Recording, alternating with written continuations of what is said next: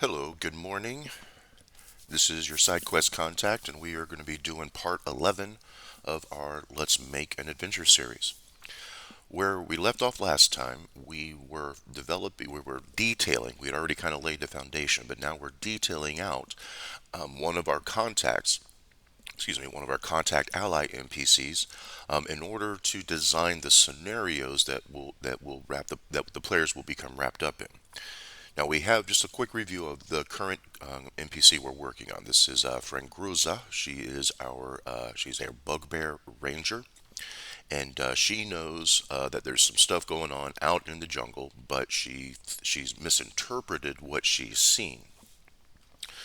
Now I went ahead and pulled her information up over here because we need more room for writing this stuff out.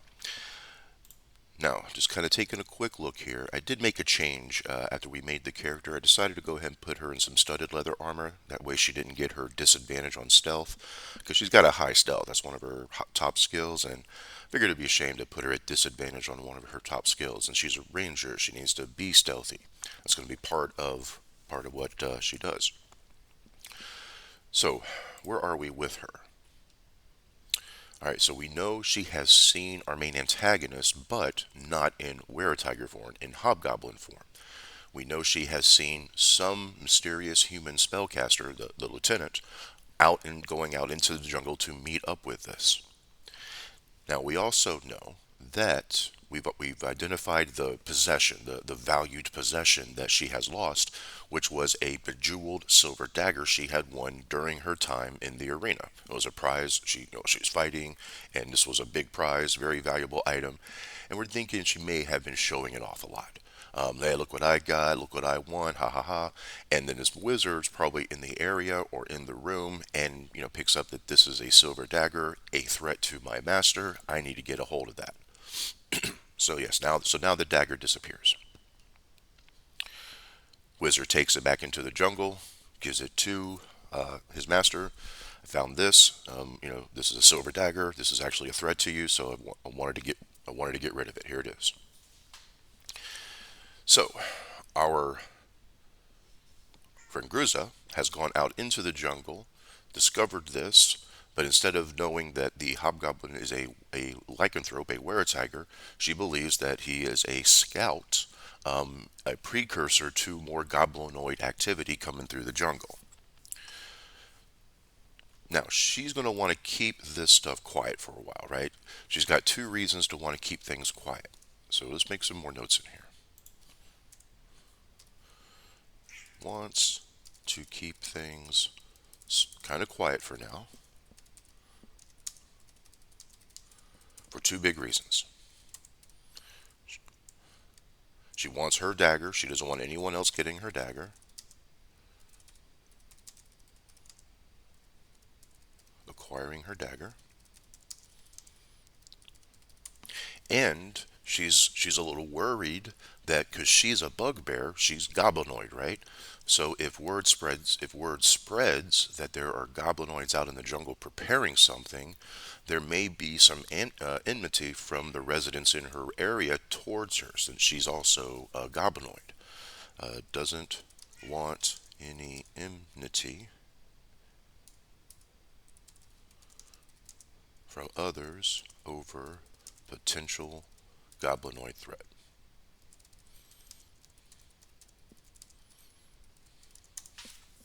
So we got two reasons why she wants to keep this quiet, meaning she doesn't want to make a big public showing of it, so she's going to need small time help, i.e. the players. Now, I've always been one to try to not just make it a traditional hello, here, I want to pay you to do this adventure. I like to try to get the players wrapped up into it more subtly, right? At least an attempt at more subtlety. So how can we get friend Gruza, how can we get the players to or find friend Gruza? Why would they pay attention to her? Well, she's a bugbear first, right? Big bugbear, a star from the arena. She's kind of famous, so it's likely they'll encounter her. Now, Players like to investigate, right? They like to try to figure things out before they decide to take action. So we want to find some things that maybe they can discover about her if they decide to investigate her. So we're going to come up with a section here. I like to call these discoverable discovery points.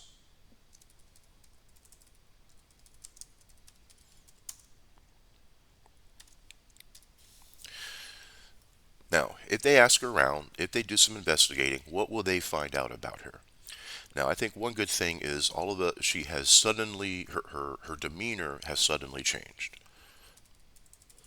So she's a little more morose, a little more melancholy.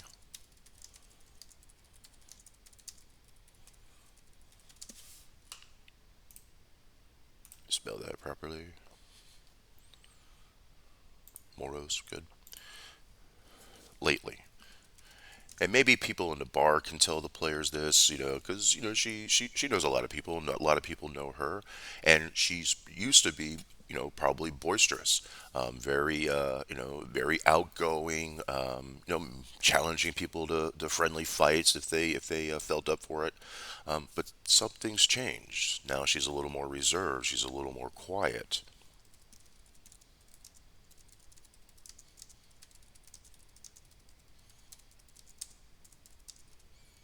a little more reserved, a little more quiet. Used to be outgoing and boisterous. Hey, I got that right. So the reason is she lost her dagger. She went out to investigate. She thinks bugbears are on the move, or not, goblinoids are on the move. She's the bugbear. So after losing her dagger and discovering this, she's probably become a little withdrawn, and she's like, she's trying to think of what she should do. So our players may catch key to this and want to investigate. Now she's not going to want to tell them about this directly. So how will she approach the players? So as the players come to her and say, "Hey, what's going on?" What is she going to tell them? Now, other discovery points we could, because when she had possession of her prized dagger, her award, she's probably flaunted it. So people probably know about that. So we'll say some people know about her prized dagger, the dagger that was stolen by this wizard, but she hasn't brought it around for a while.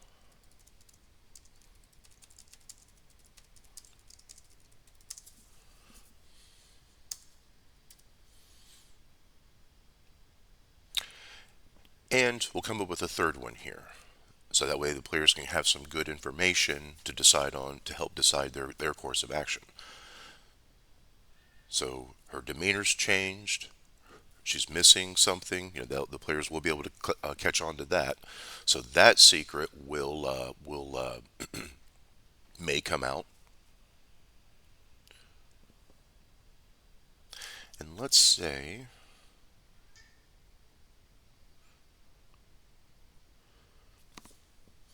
that we'll just say that her history is kind of well known in the area. History, well, no, kind of well known.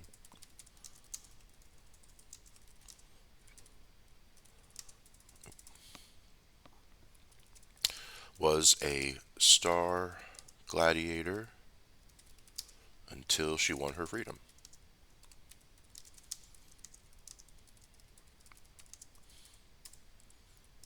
Then became a hunter ranger type.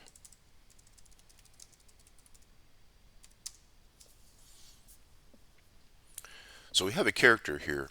We don't have a lot of maliciousness with this character. I don't think. Yeah, she was probably captured in goblinoid battles at some point, forced into the arena. But she, being a bugbear, that gives her a good advantage. She was able to climb the ranks of the arena, eventually win her freedom, and now she's kind of a celebrity in the town. And our players are going to meet her, encounter her, and get wrapped up in her situation.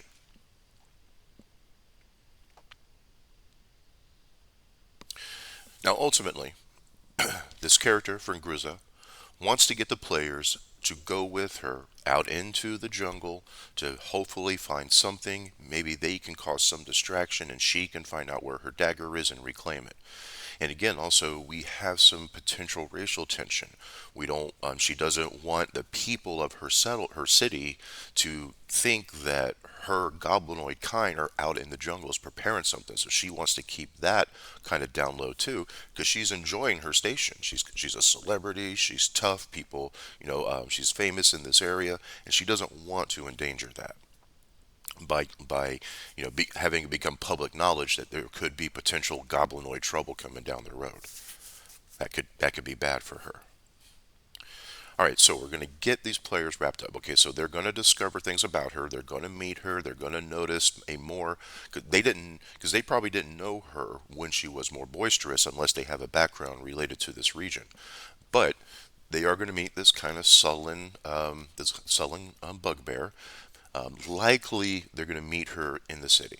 They could meet her out in the jungle. Maybe she's doing some investigating on her own while they're out there for some reason, and that encounter could be, interesting, because if they're out in the jungle for some other reason and they encounter this bugbear ranger, they might think she's the threat, and we could have some interesting dynamic and role play there.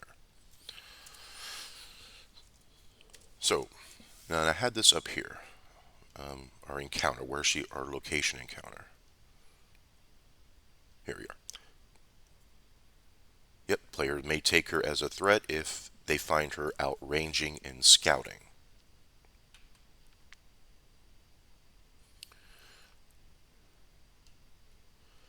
Okay, so scenario encounters.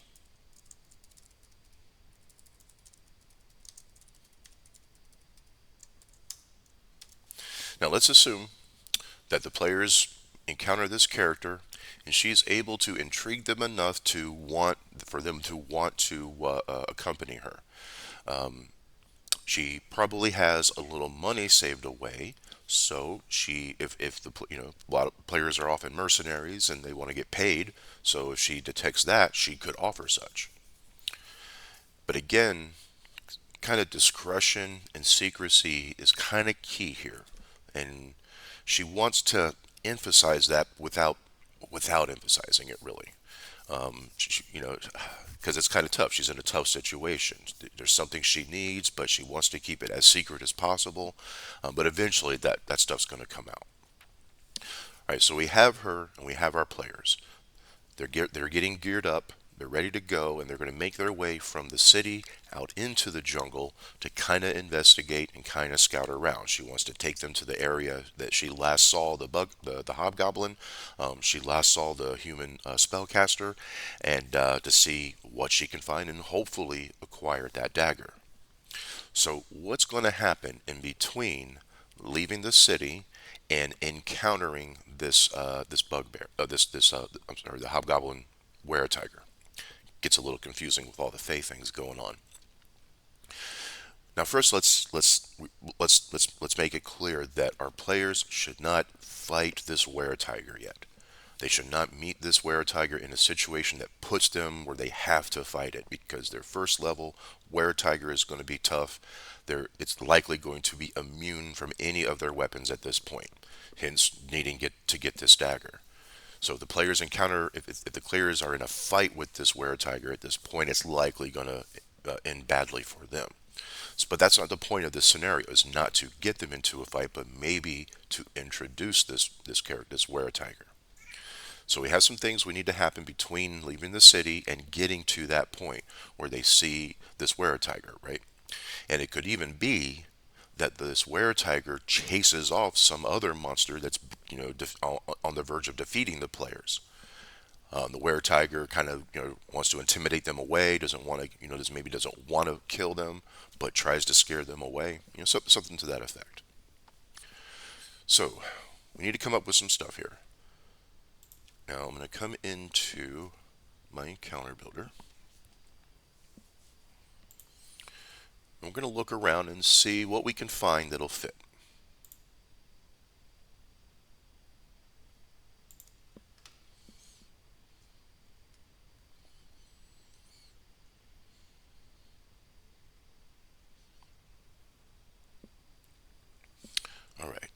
So, do I got any current? Yeah, I was looking up drow earlier, so let's clear that. Okay, let's choose our characters, and at most we're gonna have you know plan for 4 first level characters.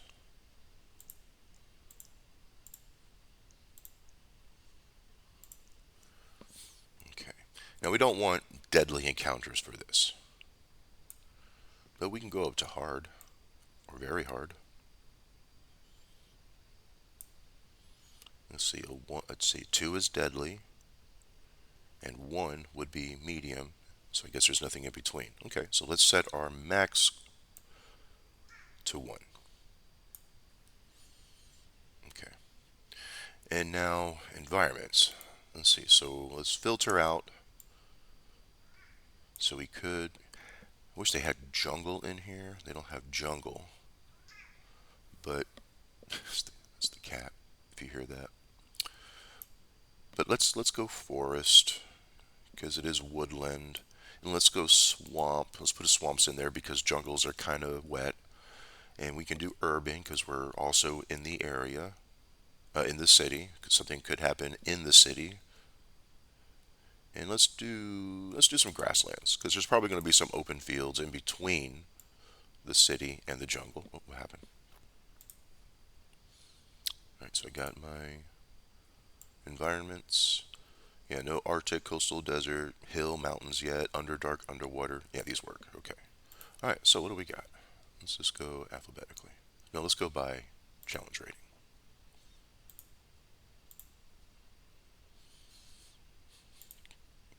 Come on. Sort them how I want you to sort them.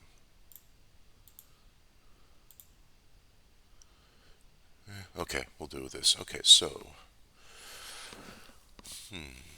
let's look around. The highest we're going to go is a 1. So maybe we just sort that way. Okay, will this work? Yeah, that'll work. A little bit more. Okay, good. 0. All right, so we got animals. Okay, we got some animals, which could work. Being in a wilderness area, nobles, people, tribal warriors. There's going to be a lot in here.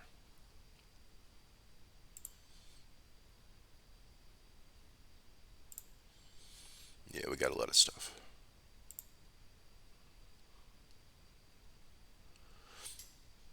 Okay, so instead of going through every single thing through challenge rating 0 to 1 in these, let's narrow it down. Let's pick a random monster type. Let's go.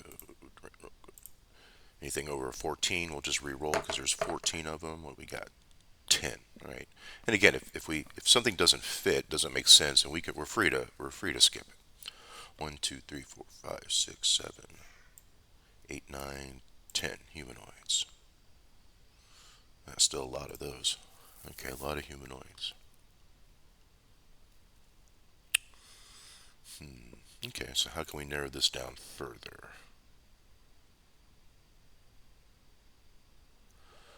Ooh, hobgoblins. But no, we're not going to use that right now. Let's narrow it down by challenge rating. Let's see what 0 level humanoids are available. Just 0 and 0.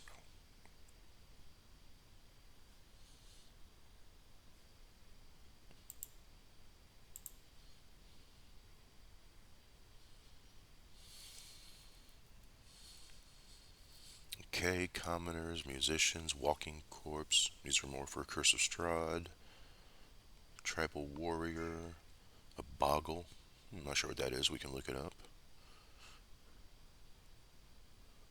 Methods, mud methods. Huh. Going out and going out into the jungle. If it just rained, there's going to be a lot of mud about. Maybe some methods pop up. Apprentice wizard.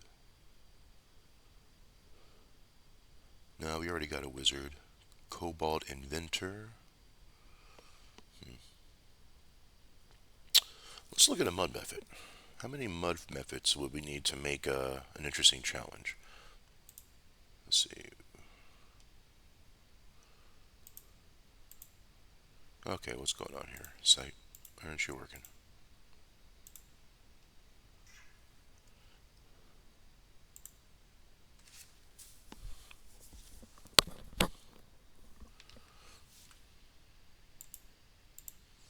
Hmm. Something's going on with the site. Let's refresh it.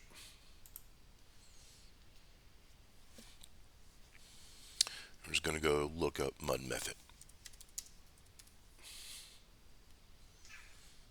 What do you mean not found?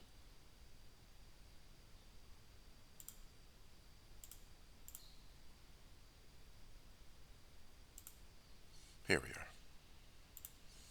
Okay, now we're getting some. Alright, let me go back to the characters and reset those.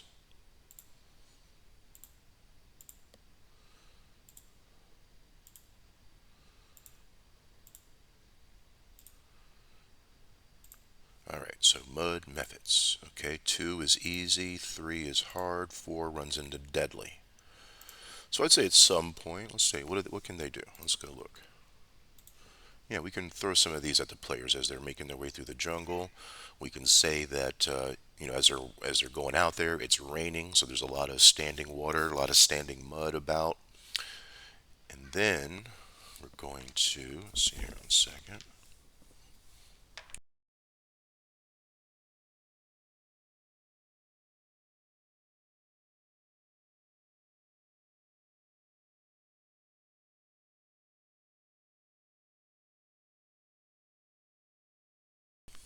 All right, hold on 1 second here. Sorry for that interruption. Had to take care of a little something. Everything's still good here? Yep, everything's still good. Okay. So let's look at mud methods because we're going to have our characters run into some of these. Oh, you know what? Actually, let me go back to the encounter because if friend Gruza is with them, we need add another first level character. So they would be like 5. So maybe okay. So now we got 4 mud methods equal hard, and 5 is now deadly. So yeah, I would throw 4 mud methods at them. As they're making, I'm imagining the scene as they're making their way into the jungle. It's been raining on them, and after the rain kind of clears up some, and we have some puddles, we have some mud as they move about, and as they're moving about, you know, these methods just kind of appear out of the mud at random spots around the player, so there's not really an opportunity for them to form up and form a line and all that stuff because they can kind of be surrounded by these mud methods. And let's see what they can do. Immune to poison. Okay. When a method dies, it explodes. Gross. In a burst of sticky mud. They got to make a DC save or be restrained. Okay. False appearance. Yep. While it's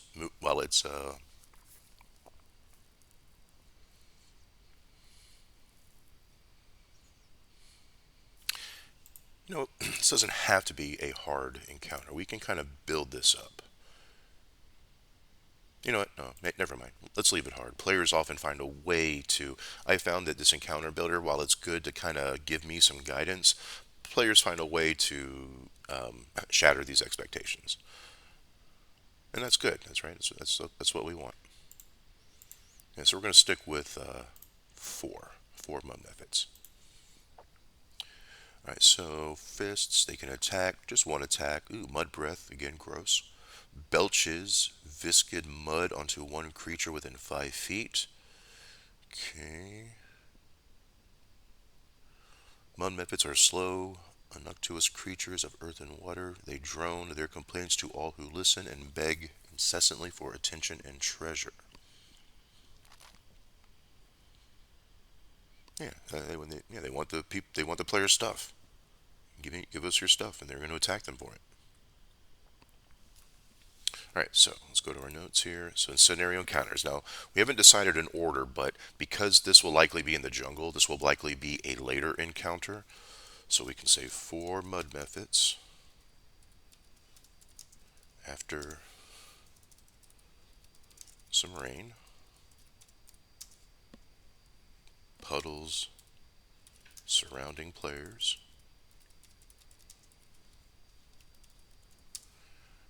and they attack. They attack. to take the player's stuff.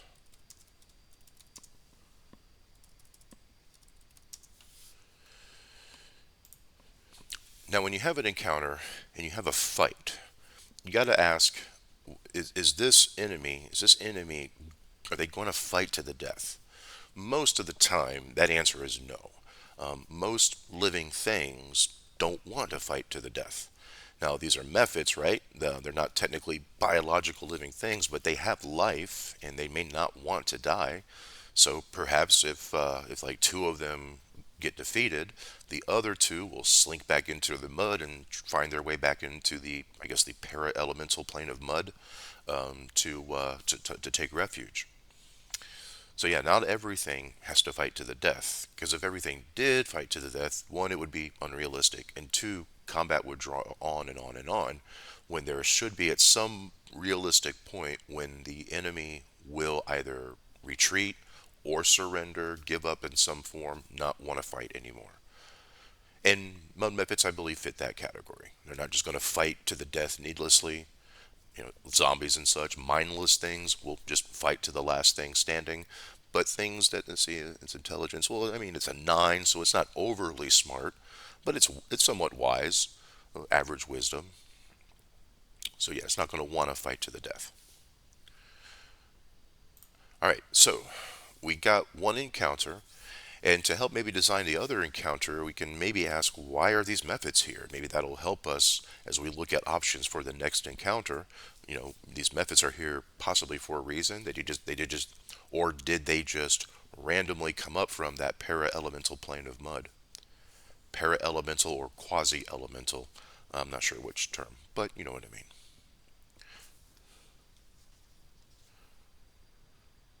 All right, so that's where we're gonna call this. We're gonna work on the other encounters in the next video. But we got a good one so far. We got our reason why our friend Gruza is wanting to take our players out into the jungle. We have an encounter that they will have in the jungle, and we've determined what could happen if they make it far enough and encounter that were tiger. Remember that we're not in a fight with this were tiger yet. The players will likely all die. All right, friends. Well, I hope you enjoy the rest of your day. Also be watching out because I do have another one of my other adventures. The Muse of Juijon is now being posted on the channel, and also as well as the Frozen Heart sessions of the Frozen Heart are coming up. They're both available up on the DM's Guild, the Dungeon Masters Guild, and I'll put a link down here. Well, hope you all enjoy your day. Take care, and I'll see you next time.